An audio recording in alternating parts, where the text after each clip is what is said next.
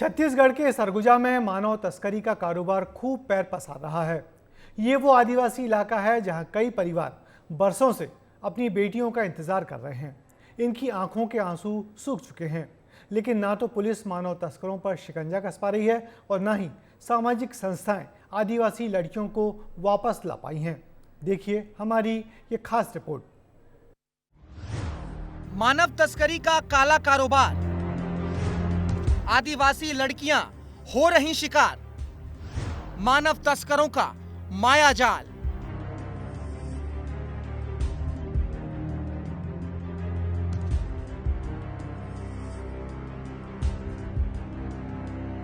सरगुजा के सीतापुर इलाके में मानव तस्करों ने ऐसा जाल बिछाया है कि कई आदिवासी परिवार उनका शिकार बन चुके हैं।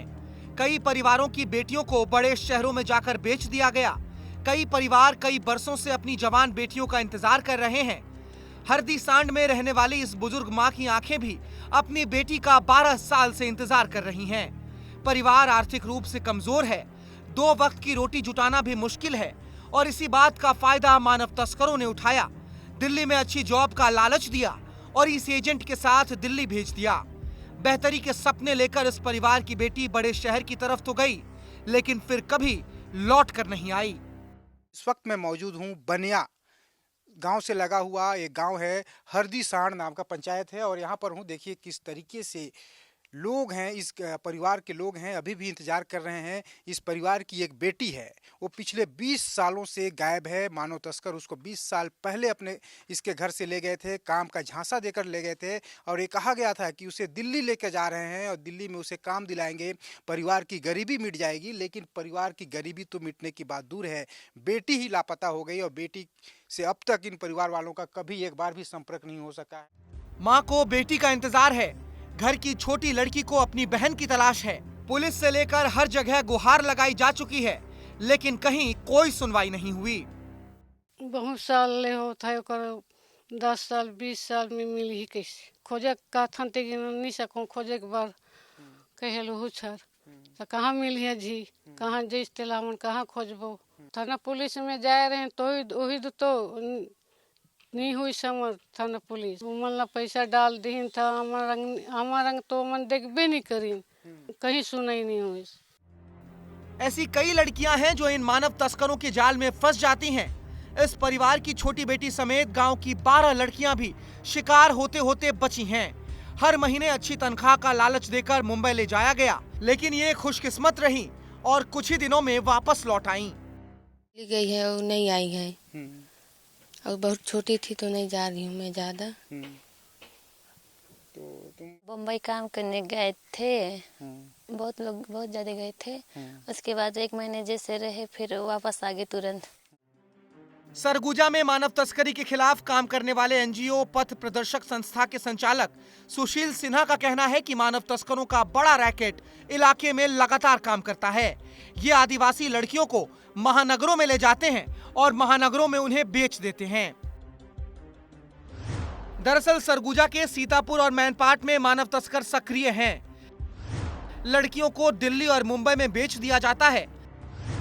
सीतापुर इलाके से करीब 18 लड़कियों को बेचा गया है। पुलिस और एनजीओ के पास भी लापता लड़कियों का सुराग नहीं है। एनजीओ के पास तस्करी करने वाले 17 दलालों के नाम हैं। उम्र और खूबसूरती के आधार पर सौदा होता है। 50 से 80 हजार रुपए में सौदा किया जाता है और फिर दिल्ली और मुंबई में प्लेसमेंट एजेंसियों को बेच दिया जाता है। एनजीओ ने 2 लड़कियों को रेड लाइट एरिया से रेस्क्यू किया है। 2 लड़कियां नेपाल पहुंच गई हैं, लेकिन उनका कोई सुराग नहीं मिल पाया है। कुछ दलाल है जो बहुत सक्रिय है और वो उन क्षेत्रों में जाते हैं और बच्चों को खास करके उन घरों को टारगेट कर रहे हैं जिन घरों के बच्चे पढ़ लिख नहीं रहे हैं, ड्रॉप आउट हैं। ऐसे बच्चियों के टारगेट करके उन परिवारों से घुलते मिलते हैं पहले तो, और लोकल दलाल के माध्यम से उन परिवारों में जाके उनको बाहर में काम धाम दिलाने के नाम पर बाहर ले जाते हैं और वहां ले जाकर के उनको बेचते हैं। नाबालिग लड़कियों और युवतियों को दिल्ली में प्लेसमेंट एजेंसियों को बेचा जाता है। फर्जी सर्टिफिकेट के जरिए एग्रीमेंट बनाया जाता है। पहले घरेलू काम पर भेजा जाता है और जब एग्रीमेंट खत्म हो जाते हैं तो देह व्यापार के धंधे में धकेल दिया जाता है। दिल्ली में करीब 3000 प्लेसमेंट एजेंसियां हैं, जो एजेंसियां लड़कियों की खरीद बिक्री में शामिल हैं। हर एजेंसी के लिए 500 से 1000 लड़कियों का सौदा होता है और इन एजेंसियों में 1 लाख रुपए तक में लड़कियों को बेच दिया जाता है। पुलिस और एनजीओ अपने स्तर पर काम कर रहे हैं। अधिकारी मानते हैं कि इसके पीछे शिक्षा की कमी और गरीबी सबसे बड़ा कारण है। लगातार जो है वो प्रयास जारी रहेगा और अगर कोई गुम इंसान या फिर कोई नाबालिग बच्चे जो हैं वो कहीं घूम रहे हैं तो सरगुजा पुलिस जो है उनके परिजनों से ये अपील करती है कि तत्काल जो है थाने में इसकी सूचना दें और पुलिस पूरी तरीके से मदद करके उनकी जल्द से जल्द जो है रिकवरी करेगी। महानगरों में लग्जरी लाइफ का सपना दिखाकर आदिवासी लड़कियों को फंसाया जाता है। लगातार इस अंचल की बेटियां मानव तस्करी का शिकार हो रही हैं। इसमें एक तरफ जागरूकता और शिक्षा की कमी है, तो वहीं दूसरी तरफ पुलिस और समाजसेवी संस्थाओं की नाकामी भी शामिल है, जिसके चलते मानव तस्कर खुलेआम घूमते हैं और बेखौफ होकर अपना काम कर रहे हैं। विस्तार न्यूज के लिए दिलीप जायसवाल की रिपोर्ट। आंकड़े डराते हैं, तस्वीरें झकझोर देती हैं। अब सवाल यही है कि ये मामले रुक क्यों नहीं रहे? आदिवासी लड़कियां क्यों इन दलालों के जाल में फंस जाती हैं? ये बढ़ते मामले पुलिस और प्रशासन की नाकामी है।